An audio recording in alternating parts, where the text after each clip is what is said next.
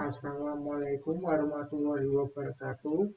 Perkenalkan, nama saya Muhammad Iqbal Adamuddin, NIM 2018-53085. Di sini saya akan mempresentasikan materi pembelajaran audit sistem informasi yang berjudul pemisahan tugas dan fungsi sistem.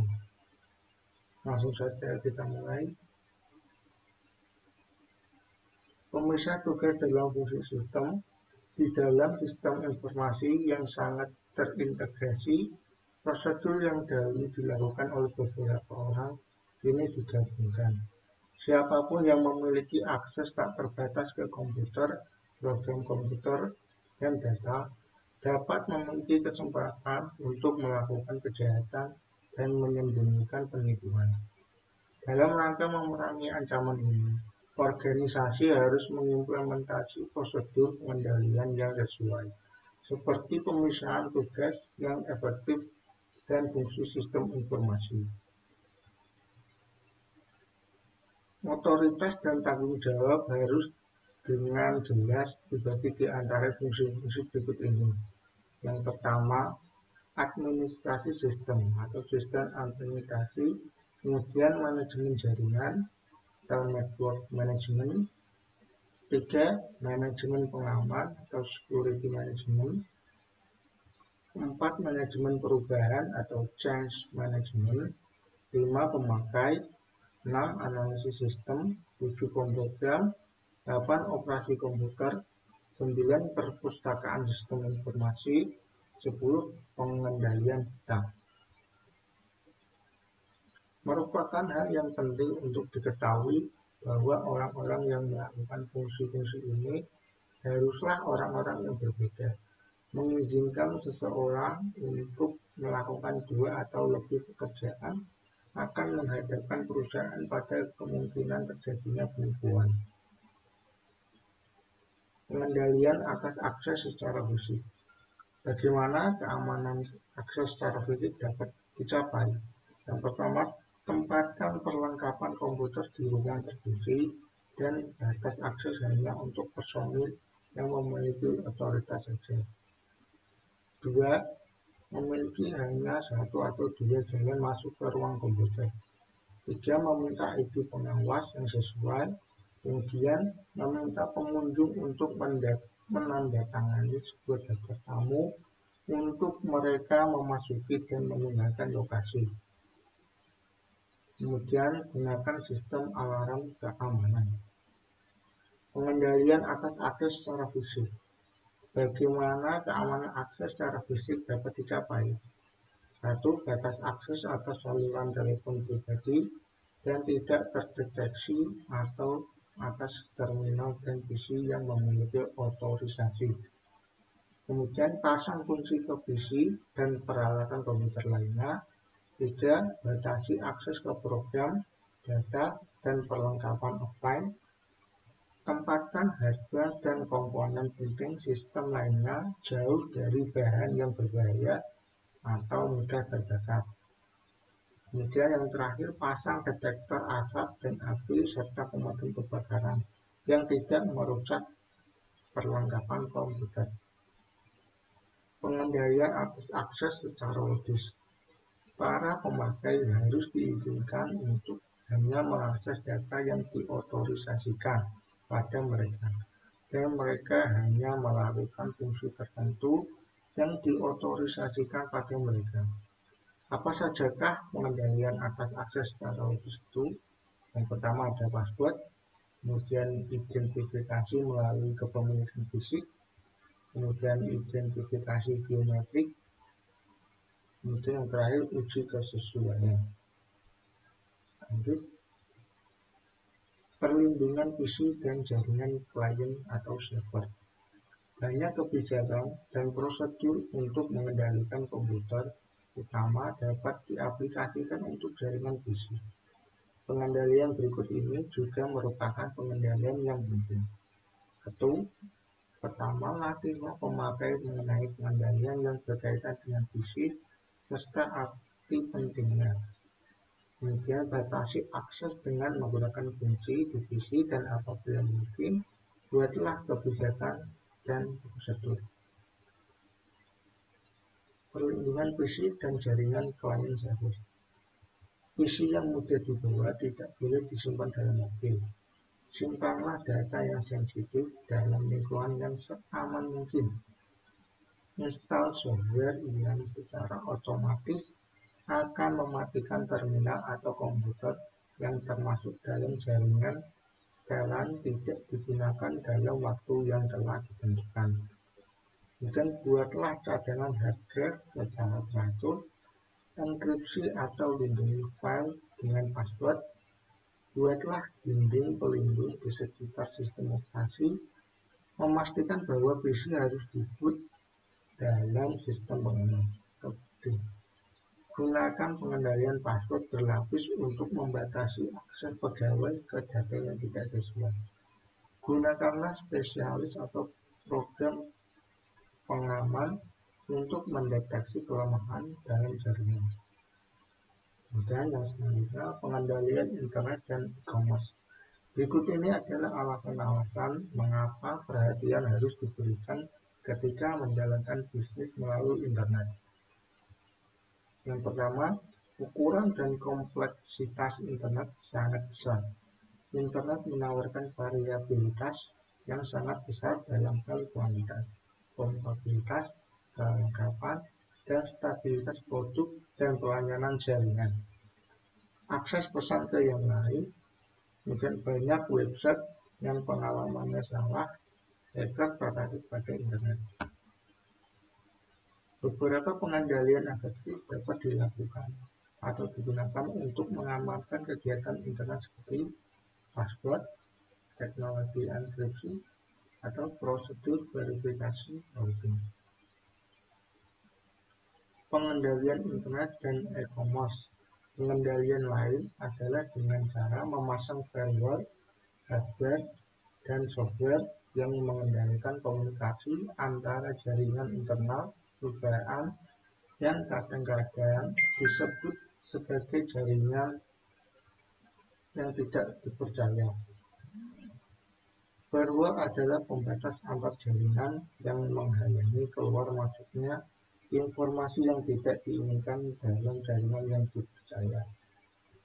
Kemudian amplop elektronik dapat melindungi pesan email. Keterpeliharaan. Dua kategori pengendalian yang membantu memastikan keterpeliharaan sistem adalah: satu, pengembangan proyek dan pengendalian akuisisi, dan perubahan pengendalian manajemen. Pengembangan proyek dan pengendalian akuisisi. Pengembangan proyek dan pengendalian akuisisi mencakup elemen-elemen utama berikut ini: rencana utama strategis, pengendalian proyek, jadwal pemrosesan data, pengukuran kinerja sistem, peninjauan pasca implementasi. Perubahan pengendalian manajemen. Perubahan pengendalian manajemen mencakupi hal berikut: satu, peninjauan secara berkala terhadap semua sistem untuk mengetahui perubahan yang dibutuhkan. Kemudian semua permintaan diserahkan dalam format dan buku. Dan pencatatan dan peninjauan permintaan, perubahan dan penambahan sistem dari pemakai yang diotorisasi. Penilaian dampak perubahan yang diinginkan terhadap tujuan, kebijakan, dan standar kendala sistem. Pengkategorian dan penyusunan semua perubahan dengan menggunakan prioritas yang ditetapkan. Implementasi prosedur khusus untuk mengatasi hal-hal yang mendadak. Pengkomunikasian semua perubahan ke manajemen. Permintaan peninjauan, pengawasan, dan persetujuan dari manajemen TI terhadap semua perubahan hardware, software, dan tanggung jawab pribadi. Penugas tanggung jawab khusus bagi semua yang terlibat dalam perubahan dan awasi kerja mereka. Pengontrolan hak akses sistem untuk menghindari akses data dan sistem yang tidak memiliki otorisasi, memastikan bahwa semua perubahan melewati semua langkah yang sesuai. Pengujian semua perubahan hardware infrastruktur, pemastian adanya rencana untuk melindungi semua perubahan sistem yang kritis untuk menjaga kemungkinan adanya sistem yang tidak bekerja atau tidak berjalan dengan sesuai. Implementasi fungsi kepastian kualitas, pembaruan semua dokumentasi dan prosedur ketika perubahan diimplementasikan. Integritas, perusahaan merancang pengendalian umum untuk memastikan bahwa lingkungan pengendalian berdasarkan komputer dari organisasi stabil dan dikelola dengan pengendalian aplikasi adalah untuk melindungi, mendeteksi, dan mengoreksi kesalahan dalam transaksi ketika melalui berbagai tahap dalam program pemrosesan data. Integritas dalam pengendalian sumber data.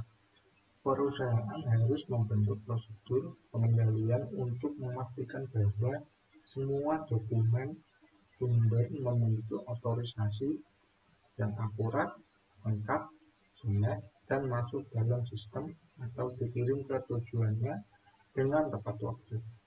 Pengendalian data sumber berikut ini mengatur integritas input. 1. Desain formulir. 2. Pengujian urutan nomor formulir. 3. Dokumen berputar. 4. Pembatalan dan penyimpanan dokumen. 5. Otorisasi dan pemisahan tugas. Kemudian selanjutnya visual scanning, verifikasi digit, pemeriksaan, dan verifikasi kunci. Integritas, rutinitas validasi input. Rutinitas validasi input adalah program yang memeriksa integritas data input pada saat dimasukkan ke dalam sistem. Rutinitas validasi ini mencakupi pemeriksaan urutan, pemeriksaan jangkauan, pemeriksaan batasan, pengujian kelogisan, pemeriksaan data yang redundan, pemeriksaan file, pemeriksaan tanda, pemeriksaan validitas, pemeriksaan kapasitas. Integritas dalam pengendalian entry data online. Sasaran dari pengendalian entry data online adalah untuk memastikan integritas data transaksi yang dimasukkan dari terminal online dan PC dengan mengurangi kesalahan dan penghilangan. Pengendalian entry data online mencakupi pemeriksaan file, batasan, jangkauan, kelogisan, tanda, validitas, dan data yang redundan. Nomor ID pemakai, pengujian kompatibilitas. Jika memungkinkan, sistem harus memasukkan data transaksi secara otomatis. Pemberitahuan pemformatan, pengujian kelengkapan, verifikasi prosedur, catatan transaksi, pesan kesalahan, data yang dibutuhkan untuk memproduksi dokumen entry data online harus disimpan sepenuhnya untuk memenuhi persyaratan legal. Pemrosesan dan penyimpanan data. Pengendalian umum yang membantu mempertahankan integritas pemrosesan data dan penyimpan data adalah sebagai berikut. 1. Kebijakan dan prosedur. 2. Fungsi pengendalian data. 3. Prosedur rekonsiliasi. 4. Rekonsiliasi data eksternal. Yang terakhir, pelapor penyimpanan. Kita mulai dengan proses dan penyimpanan data. Pemeriksaan sirkulasi data, nilai default, pencocokan data, label file, mekanisme perlindungan penulisan, mekanisme perlindungan database, dan pengendalian konversi data, pengumuman data. Pengendalian output. Fungsi pengendalian data seharusnya meninjau kelogisan dan kesesuaian format semua output dan merekonsiliasi total pengendalian input dan output yang berkaitan setiap hari, mendistribusikan output komputer ke departemen pemakai yang sesuai, kemudian mewajibkan pemakai untuk meninjau secara hati-hati kelengkapan dan ketepatan semua output komputer yang mereka terima, menyobek atau menghancurkan data yang sangat rahasia. Pengendalian transmisi data. Untuk mengurangi resiko kegagalan transmisi data, perusahaan seharusnya mengawasi jaringan net. Kesalahan transmisi data diminimalkan dengan menggunakan enkripsi data, prosedur verifikasi rutin, kemudian ada pemeriksaan kesamaan, dan teknik pengetahuan pesan. Pengendalian transmisi data. Pengendalian transmisi data memberikan nilai tambah bagi organisasi yang menggunakan Electronic Data Interchange atau EDI atau Electronic Funds Transfer (EFT) dalam mengurangi risiko akses yang tidak memiliki otorisasi terhadap data perusahaan. Pengendalian transmisi data. Dalam lingkungan seperti ini, pengendalian internal yang baik dapat dicapai dengan menggunakan sejumlah prosedur pengendalian. 1. Akses fisik ke fasilitas network harus dikendalikan secara ketat. Identifikasi elektronik harus diwajibkan untuk semua terminal network yang memiliki otorisasi. Prosedur pengendalian akses yang ketat merupakan hal yang penting, dengan password dan nomor telepon penghubung diubah secara berkala.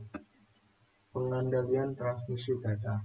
Kemudian ada prosedur pengendalian dan lanjutan. 4. Enkripsi harus digunakan untuk mengamankan data yang disimpan serta data yang dikirim. 5. Rincian semua transaksi harus dicatat yang ditinjau ulang secara berkala untuk mengetahui jika ada transaksi yang tidak valid. Sekian, terima kasih. Apabila ada salah-salah kata, mohon dimaafkan. Wassalamualaikum warahmatullahi wabarakatuh.